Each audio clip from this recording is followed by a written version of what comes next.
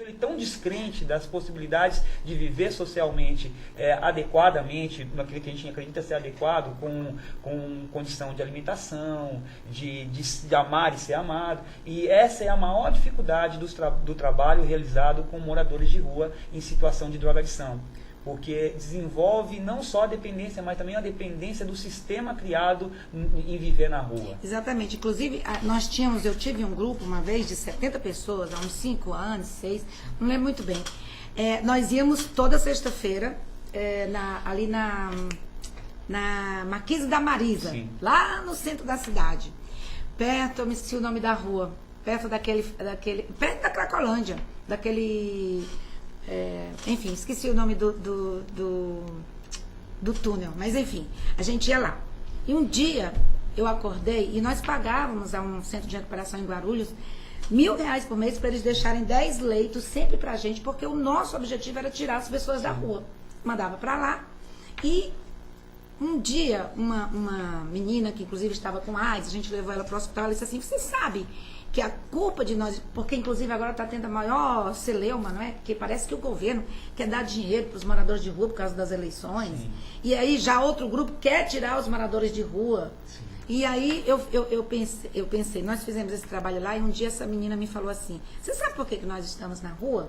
Culpa de vocês, porque meio-dia vem uma igreja, de manhã vem uma igreja nos dá café da manhã.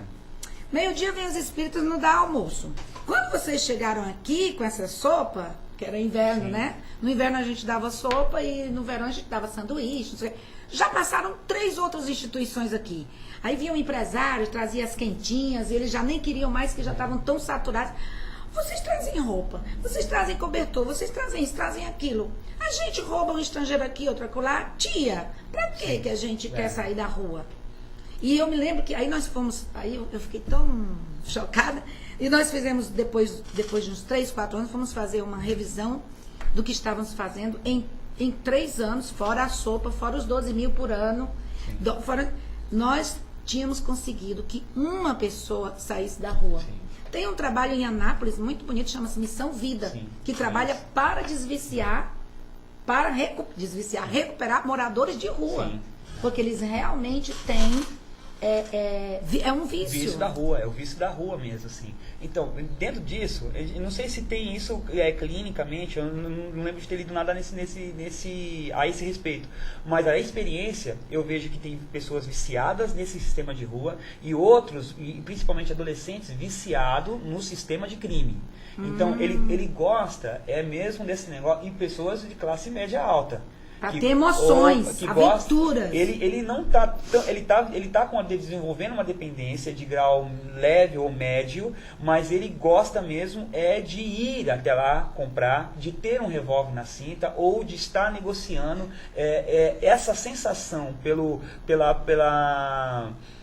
aquilo que é ilegal. Também é uma condição muito parecida com esse vício de morar na rua. Eu assim verifico várias pessoas assim, você vê que a pessoa entra no processo de recuperação, ela não tem dificuldade em ficar sem a droga, mas ela não consegue ficar 2, 3 dias sem comentar alguma coisa relacionada a esse universo da transgressão.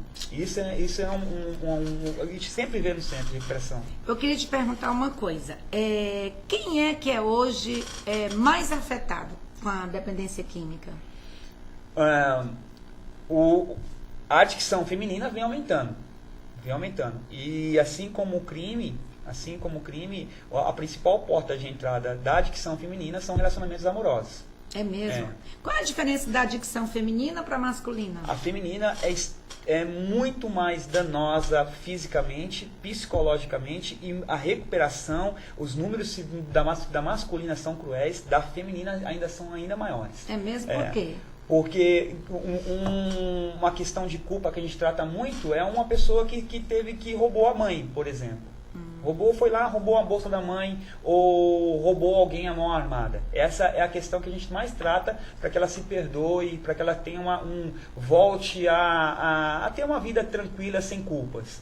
Na feminina, essa culpa é muito gerada pela prostituição. Então, pessoas que nunca tiveram uma vida na prostituição se prostituíram para conseguir a droga. E tratar essas questões da recuperação, é como se, assim, várias vezes, assim, nunca trabalhei no centro feminino, mas eu conheço muitas pessoas, a gente tem um intercâmbio com centros femininos. E eles me diziam assim que a frase mais ouvida é que a pessoa se sente suja, ela não se perdoa pela prostituição. E assim, eu consigo facilmente, entre aspas, convencer um pai a ficar 9 meses, um período de 9 meses em tratamento. Convencer uma mãe sóbria de ter se prostituído e ter abandonado os filhos e agora na sobriedade, aguentar a saudade e a vontade de recuperar o tempo perdido em relação aos filhos é muito difícil. Então, essas questões afastam a saída da recuperação, elevam muito o número de desistência. Marcelo, eu não escuto muito sobre centro de recuperação feminina. Você sabe de algum bom que você possa recomendar para os nossos... Eu não tenho aqui de cabeça o endereço do site, mas eu sei que tem um em Santos, que a gente esteve nos visitando, a gente conversou bastante, que é um centro também é um desafio jovem, e eles também assim se aperfeiçoaram tudo, e está muito tempo que eles têm funcionado, e é um centro em Santos. Eu preciso pegar o endereço direitinho. Depois a gente vai colocar para vocês verem, porque é muito importante, né? Porque muita gente me procura sobre internação feminina e eu não conheço. Então deve ter uma escala de assim, a cada 10 centros de recuperação masculino deve ter um feminino. Então, e o número feminino de adictos femininos tem aumentado. Então, a procura... Por quê? Porque elas se apaixonam e o cara é viciado, aí ela se vicia também? Acaba assim, mesmo tem um estudo também que foi feito, eu acho até pela Universidade de São Paulo, que diz que nas penitenciárias femininas, o índice de pessoas que começaram a praticar crimes por conta dos seus parceiros serem criminosos, ou estarem na atividade criminosa, é quase de 80%. Uau. Então, e a droga, ela acompanha esse número.